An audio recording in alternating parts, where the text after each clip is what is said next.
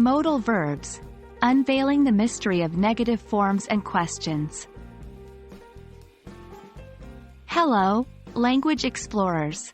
Today, we're diving into the world of modal verbs, focusing specifically on obligation and necessity in the context of negative forms and questions.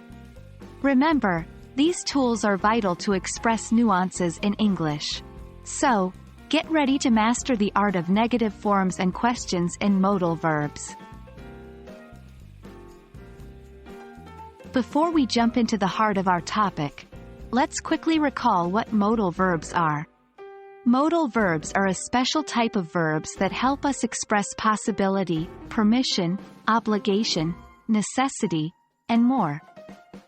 These include can, could, may, might, shall, should, will, would, and must.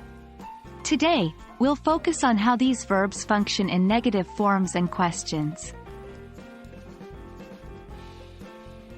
Now, let's talk about the negative forms in modal verbs. These forms are crucial when we want to express a lack of obligation, impossibility, or prohibition.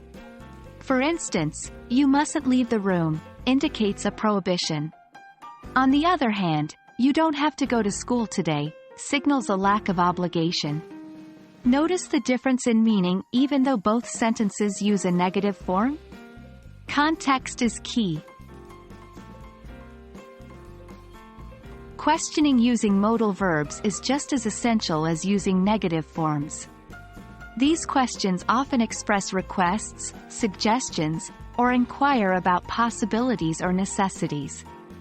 For example, could I borrow your pen? Is a polite request, while should we start the meeting is a suggestion or request for agreement. Why are negative forms and questions with modal verbs so important? Well, they offer us flexibility and subtlety in our communication.